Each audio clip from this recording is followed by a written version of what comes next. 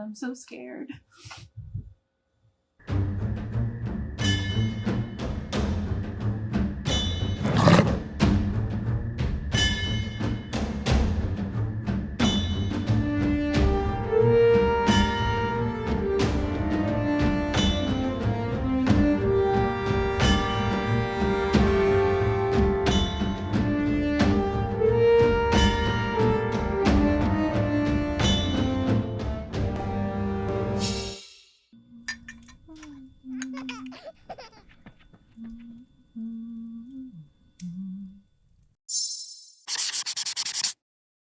So this all started on Instagram. I was following Laura's Handmade Home, and she did this amazing restoration of a dresser, and she said that it was an Eastlake dresser. And I said, oh, I'm interested in whatever style this is.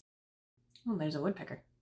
So I started looking around. I didn't really need a new dresser, but the old one had kind of gotten dinged and a little dirty, and some of the veneer was coming off. So I just thought, oh, I'll keep an eye out. And then this little beauty came into my life. I saw it on Facebook Marketplace and I was like, what?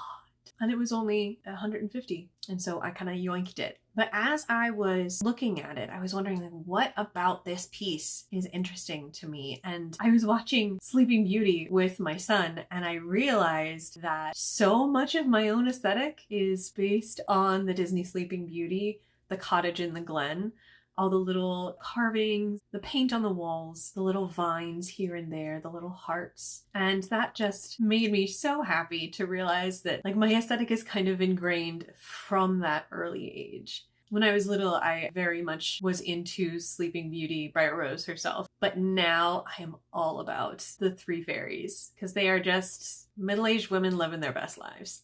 And they are the true heroes of Sleeping Beauty. And they created this house. This is their house. So I'm slowly fulfilling my dream to be a good fairy living in a cottage in the woods. I also then investigated the Eastlake design, and it's so freaking pretty, everybody. This is called spoon carving.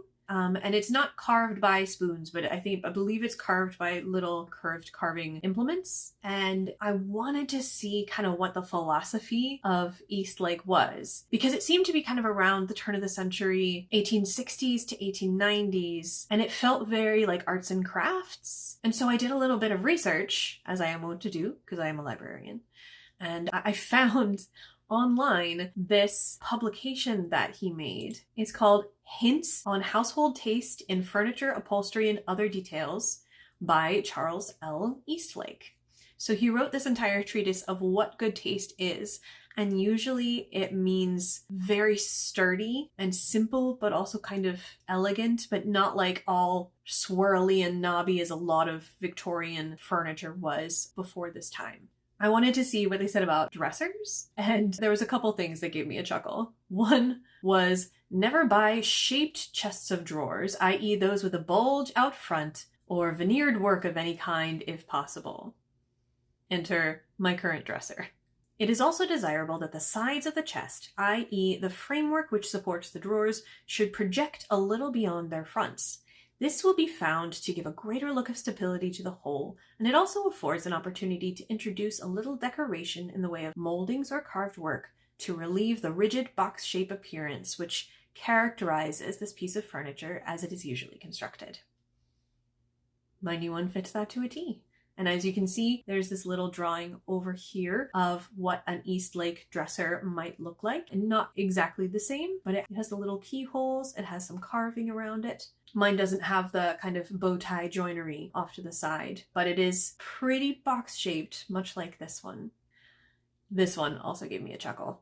The design represented on the preceding page is for a chest of drawers which may occasionally be used for a toilet table in a small dressing room. It is, of course, not intended for ladies. Suck it, Mr. Eastlake. Okay, then I did a little bit more research into the drawer pulls of a traditional Eastlake because mine doesn't have any drawer pulls at all. And I found some that were really kind of beautiful, and I'm hoping to be able to find these when I go to a couple places that have reclaimed household pieces. And I'll see if I can delve into their drawers of drawer pulls and see if I can find anything that remotely looks like an Eastlake. And if not, something that I at least enjoy. Because a handle's gotta have like that good, satisfying handle feel. You get me? Who says that? I don't say that. Oh, and then there were some Eastlake styles that I really loved, and then other ones that just looked like balls. And I'm like, Mr. Eastlake, what were you thinking? And I guess it's like a pear and a fig, but my dude, no. So Eastlake dressers were usually oak and cherry. Mine is oak. And then they said occasionally it is done in walnut. And I don't want to take away from that original authenticity, I guess. But as you can see, my floor is orange oak. My desk is orange oak. I don't want my room to be that orange. And so I was hoping to maybe stain it kind of a walnut because I really do enjoy walnut as a tone. So I am hoping that I can stain it walnut and it will look authentic and really nice, and I won't mess it up.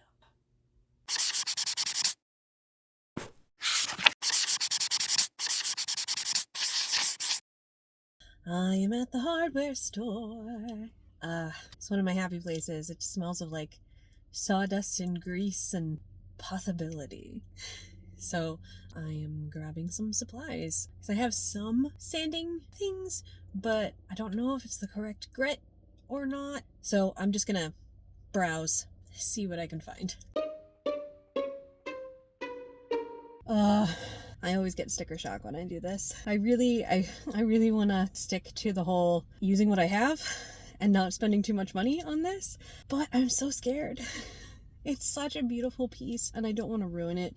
And so I want to make sure to kind of do it right for this particular one. So I got all the things that they say that you need to refinish a dresser.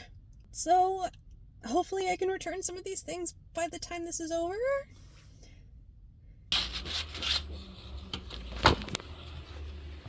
I'm gonna clean off that color.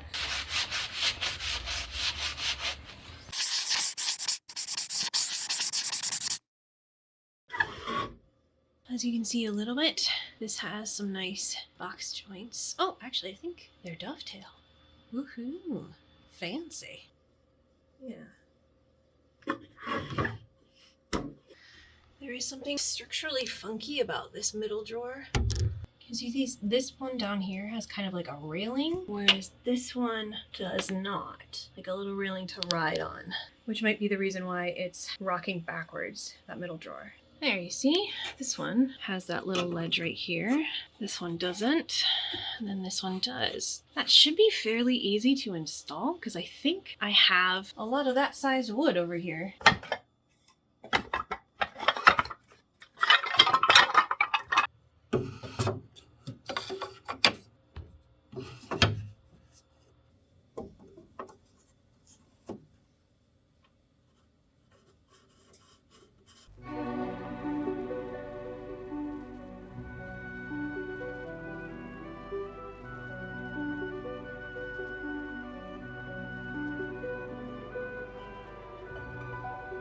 Okay, the bean is at his grandparents'. I have now glued the thing that the bean broke at his grandparents', and we are ready to start.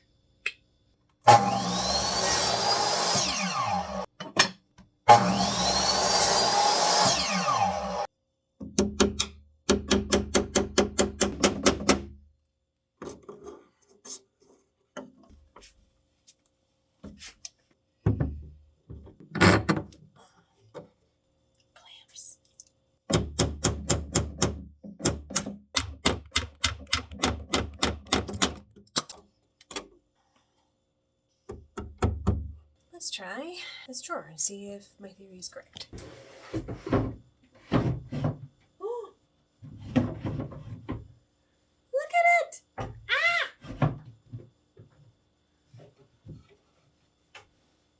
I don't know if she's actually doing anything. or anything. Well, I'll try the other one. See if that helps. As you can see, it is a little off. I am hoping it is not off enough to cause any issues, but if it is, I'll take it out. Try again. It's a little tight and weird on the side that it's slightly off on. I think I'm going to take it out and fix it again.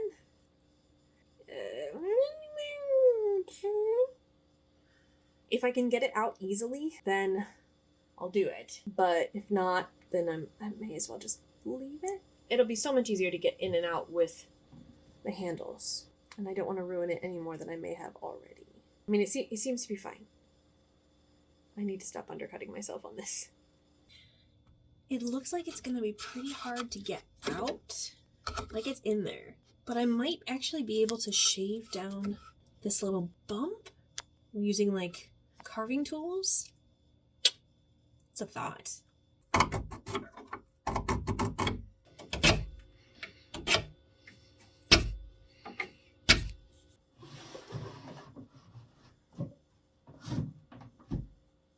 It seems like it didn't really fix the issue because it's tight on the back end. So I'm going to look at that. Okay, so it seems I may have misunderstood drawer mechanics because I'm not necessarily sure that my little rods are doing anything except for rubbing up against that one corner in the back that is causing the drawer to be stuck a little bit. So I'm going to try and trim that down and we'll see from there.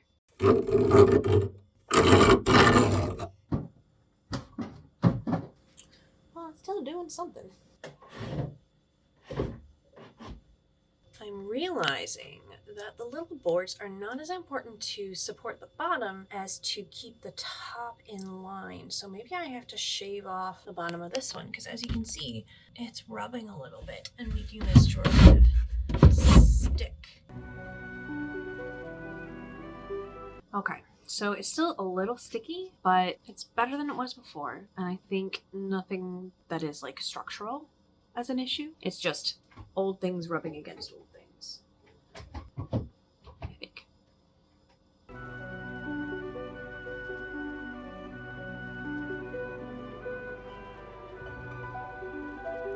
So I was trying to fix the crack in the back and it wasn't going in. The board on the back just kept going kind of and then I realized maybe it doesn't have enough support from the bottom, so I moved everything up and then kind of smashed it with a mallet on the sides. So I wonder if that will help a little bit of the stuck problem. That some of the joinery was coming apart and things were sagging a little bit. Let's try. So it works if you do both sides at the same time, which I say counts as working. Okay, now I am going to try to fill that with some wood filler, I guess. Seems like the right choice. Let me know down in the comments if it's not.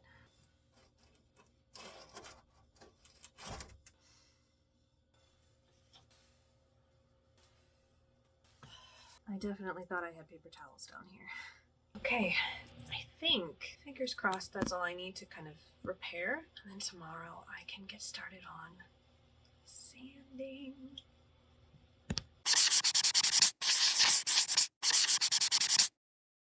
The next day, I actually ended up on an antiquing odyssey with my friend Eric, trying to find the elusive drawer pulls.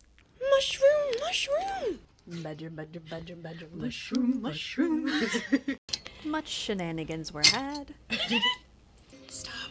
Like my porg mug. Jabba do hut. And many interesting things were found. This is exactly what my son broke. And I'm tempted to get it just in case my glue job doesn't work. Roller skates. We could just skate back to our car. Look how pretty. And we definitely went off mission just a little bit. Choices were made. And now we walk. And now we walk all the way back to the parking lot where we were like, this'll be fine. It'll be a lovely walk. We're not gonna get anything big. No, it'll be fine. And though we went to several different places, we could not find 6 identical, satisfying drawer pulls anywhere. So we ended our day at Atlas Brewworks' post-punk flea market, where there were lots of amazing vendors and crafters, and I'll link them in the description.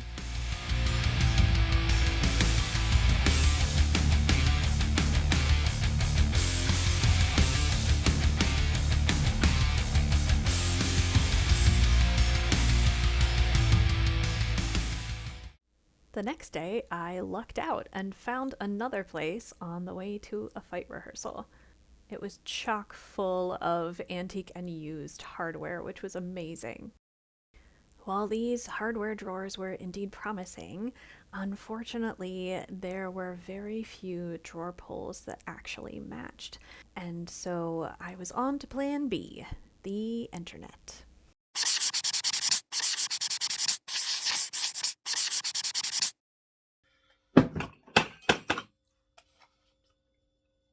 I did that neurodivergent thing where I didn't eat today. I had a bagel for breakfast and then some trail mix around 3:30.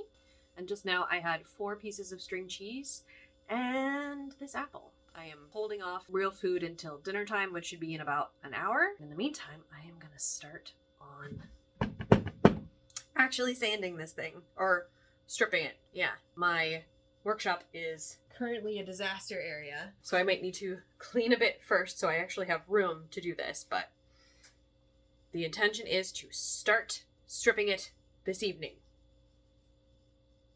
Yes.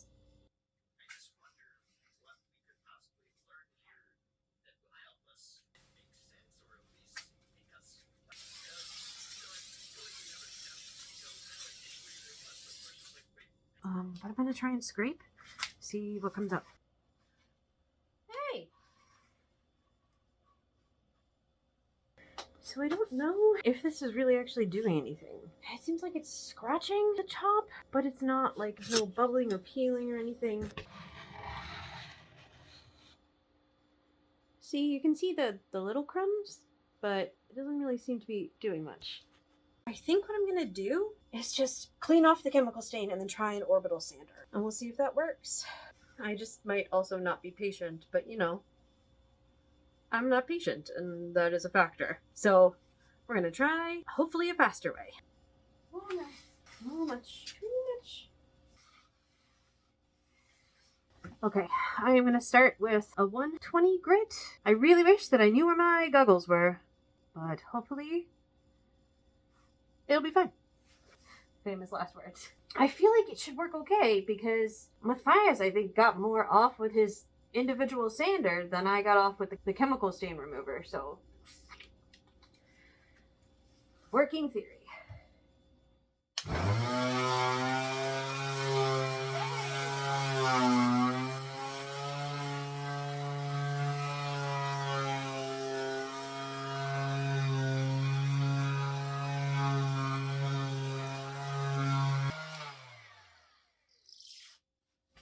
Okay.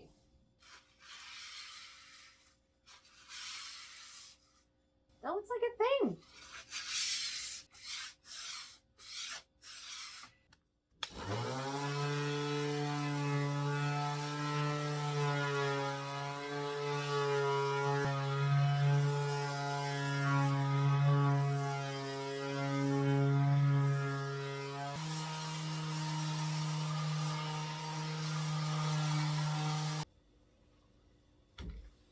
Uh-oh.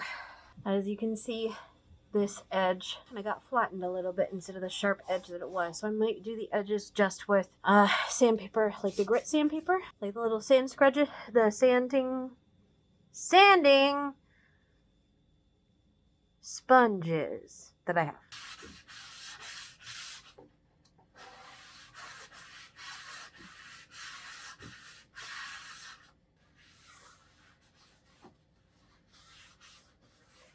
I'm not really sure how much I need to sand down to. It seems kind of patchy, and I don't know if that's just because there's still some stuff left over and I need to keep sanding, or if that's just the wood. These little spots keep appearing, and I don't know if that's wood varnish that hasn't got yet, or if they're like rising to the surface for some reason, because they disappear and reappear. Okay, I feel like I could do the sides with the orbital sander, because there's not a whole lot going on there. But these? I don't think so. Maybe like a really, really light grit over the surface, and then I gotta get in there with some elbow grease myself, I think.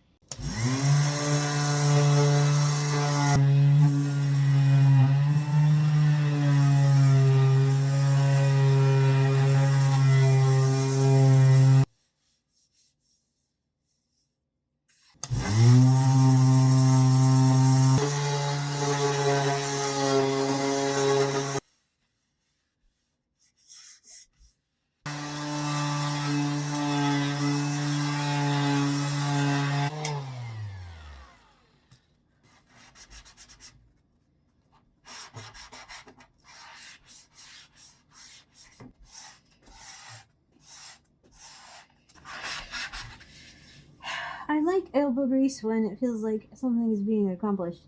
But this is an 80 grit, and it's coarse, and I feel like it should be doing more. Maybe I am misunderstanding grits, or, could be very well possible that this is going to be a lot harder than I expected. The refrain of this channel: it was a lot harder than I expected. It was a lot harder than expected. The Megan Reichelt story.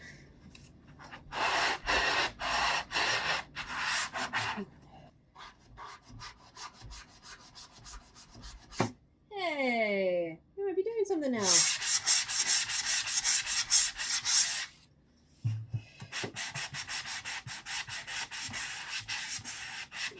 Engage the stomach muscles. I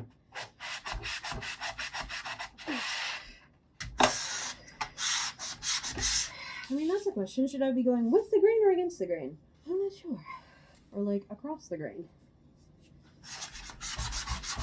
I'm gonna try a 60 grit, see what happens. With the wood grain. Against it is more effective, but also scratches it up. Pro tip, or amateur tip.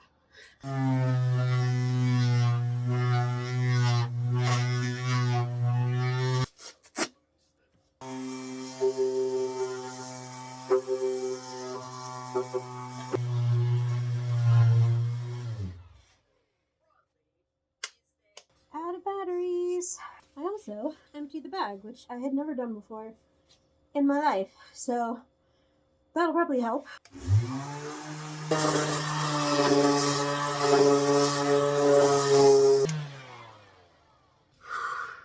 Y'all, this is a lot of work. In a good way. I am a little worried about my arms for tomorrow because I gotta do my stage combat test, and I don't want to be too tired.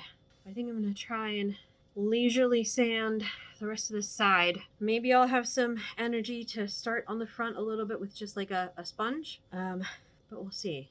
Whew, my arms. I'm gonna be beefy.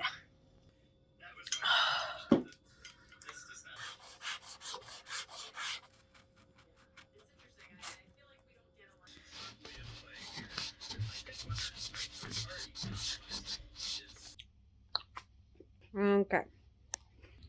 I have been at this for 2 hours now, and I am beat. So I'm gonna call it a night. I have no idea if I've made any progress. I mean, I think I have. It looked like some sanding has been done. I don't know if it's enough or how to get it to enough without ruining the carvings. Well, I'll just keep chugging away. But first, I'm going to have some Thin Mints and watch Handmade America and then go to sleep.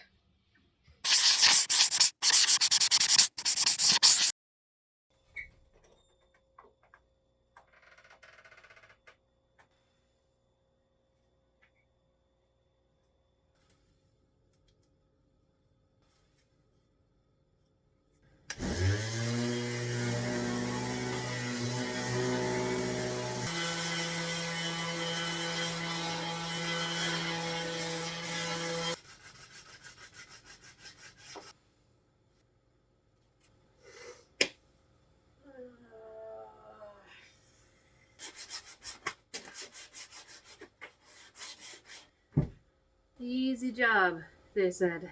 It's a beginner project, they said. I will not be defeated by a dresser.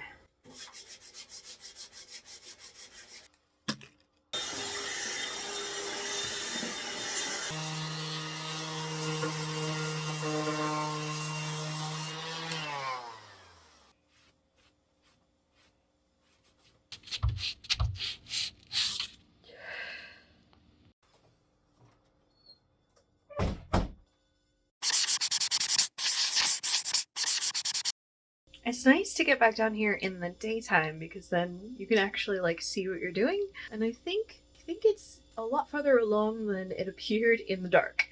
Hopefully I didn't over sand some bits of it. I still got to do like the other different grits of sand because I know you're supposed to do like progressively finer grit. But at least I think most of the stain is off aside from the details. I'm very nervous about the drawers because they've got like the keyhole and things like that, but we'll see how far we get today. It's very hard to tell what are shadows and what are places I still need to sand.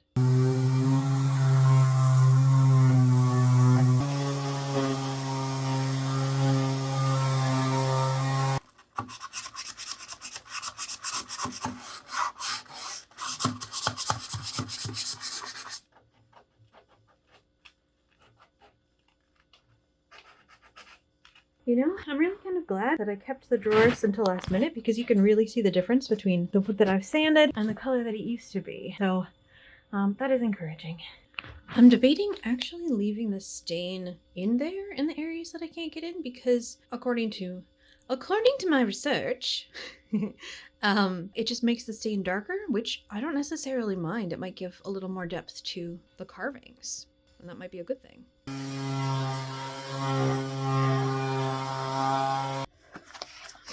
I was thinking initially that I would try to like experiment with stain on the dresser proper first just to see how the stain looked, but I'm realizing that there's so much dust in here that if I try and stain anything and then try and sand more stuff, it's probably not going to be a good combo. So I'm gonna plug on and continue with the drawers, I think.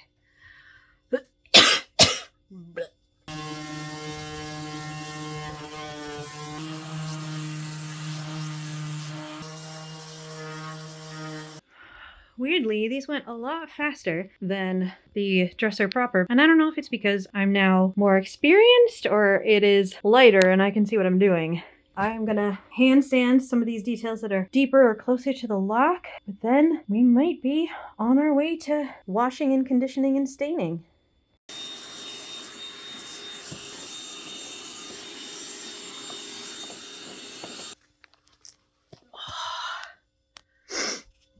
Okay, I think I'm going to leave them be for now, and then next step I think either washing or wiping with a tack cloth and conditioning.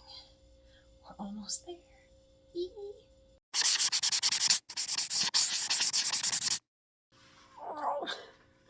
Oh, it's a little tight in here with the dresser. But I think today's the day. So we have to do 3 things. 1, we have to wipe it off with a tack cloth. Wipe it off with a tack cloth.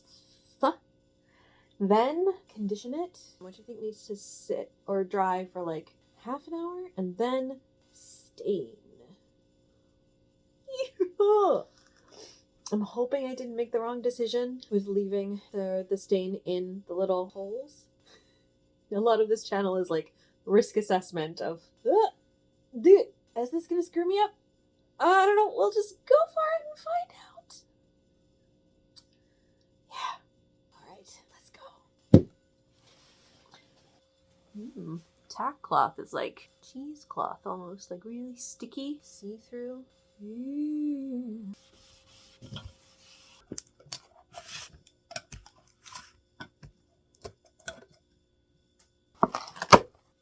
Yeah, I can't find my safety goggles, but I do have these babies.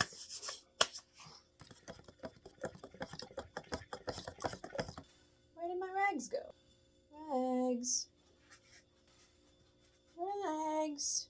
I'm the living John Travolta meme. Those are staining pads. Get in the trash bucket somehow? No. A rag. Oh, aha! They were all hiding in plain sight on my shelf.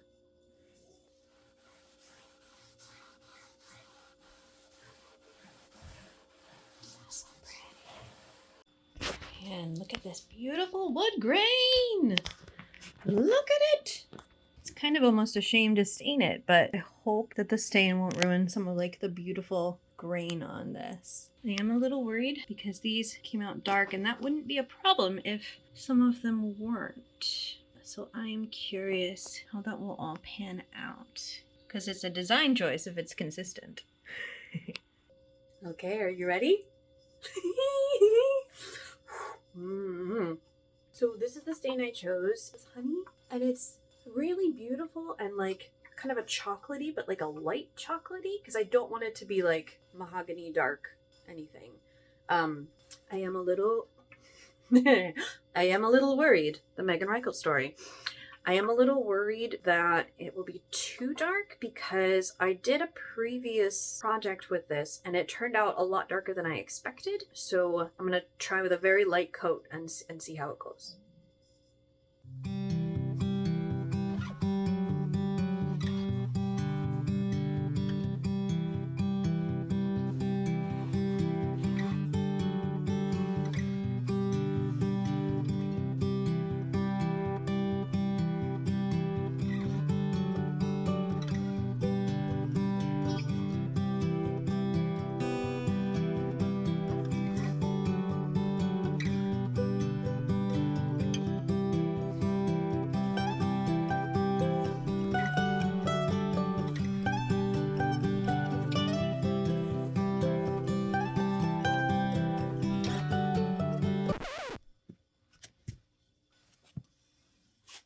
Okay, but she's real pretty though. I'm glad the grain is starting to come through. I do want it darker, hopefully less orange, so we will see what happens when the coat dries. Well, I hope that I just didn't do something fruitless where I sanded everything off and then put the exact same stain back on. I'm hoping with a couple more coats it will deepen and darken a little bit to be more of the chocolate that I was looking at, so we'll see what tomorrow brings. I knew I forgot something. Ventilation.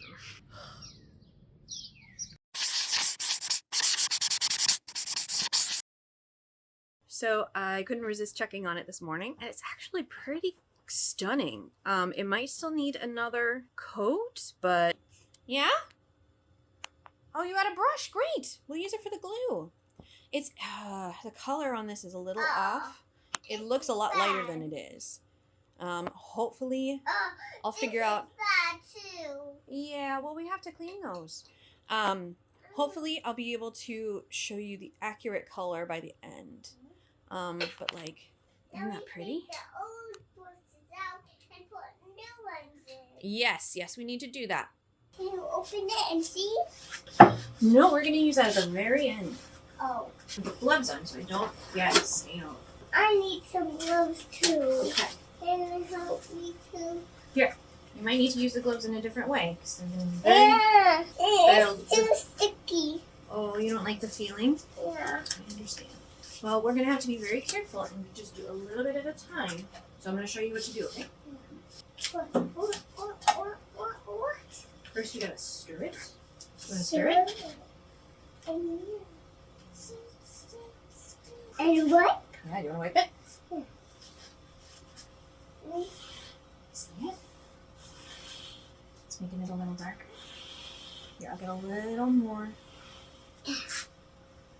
Okay.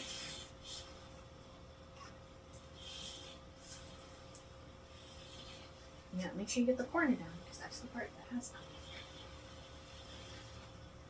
Can you help me?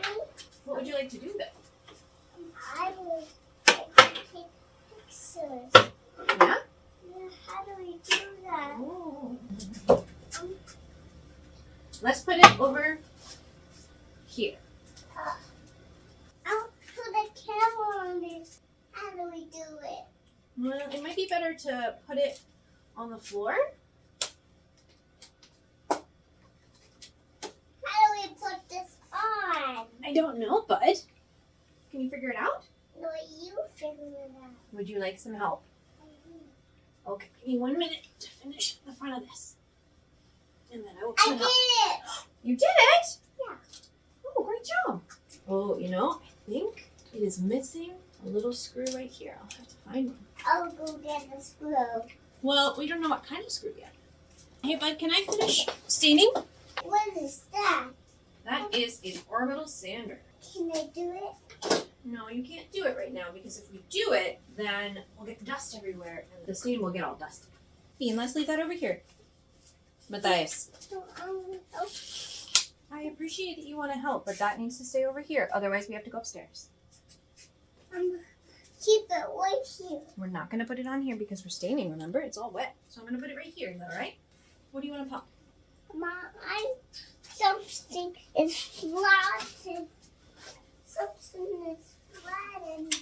A border. All right, don't put your fingers on that, please. He's been begging me to stain. Okay, nap time.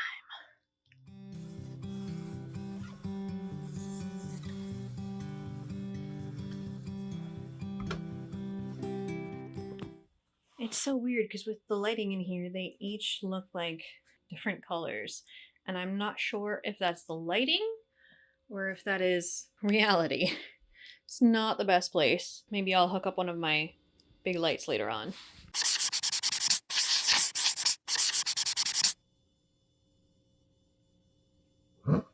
I'm taking a break from reading and evaluating 20 research papers today.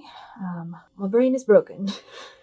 And I am going to use this time to move around, get into my body a bit, and try and solve a different problem that I have noticed. This. See, I thought that it was the shadow of the punching bag, but apparently no. It is a blotchy part of the stain. So I'm hoping maybe to do a third coat kind of around it so that I can even it out a little bit. Here we go.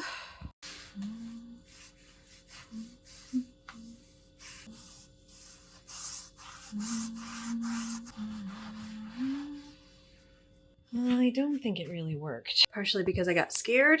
I didn't want to just make the blotch bigger. So I think I probably wiped stuff up sooner than I should have. But I'm hoping that it won't be too noticeable and that it won't stare at me every day.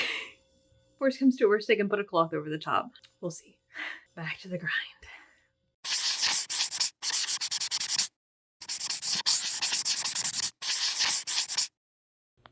Hey everyone.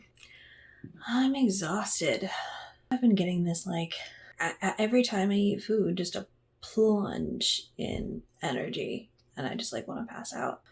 And I'm not sure what that's about.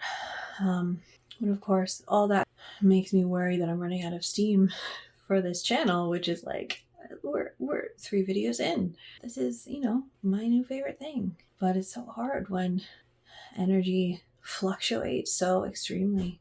And the dresser is almost done. We just have a couple sprays of polyurethane and then handles and then moving it upstairs and decorating it. But it just seems so far away. So everything's feeling very blah right now. And I know that stuff like this is always temporary. I just gotta get through it. We're in the belly of the whale portion of our story, and then we emerge with new insights and things to bring home to our villages, according to Joseph Campbell. I'm gonna get back to doing some laundry in the belly of the whale. I'll see you tonight, if not tomorrow, for polyurethane extravaganza. I had an idea.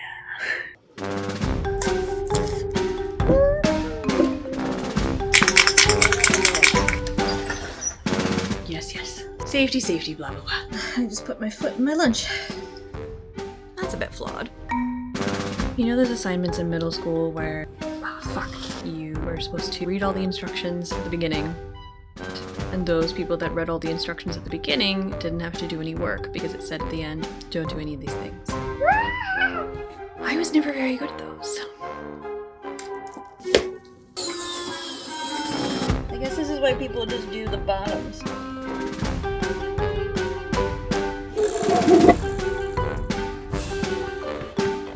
Take those little wins. Delightful.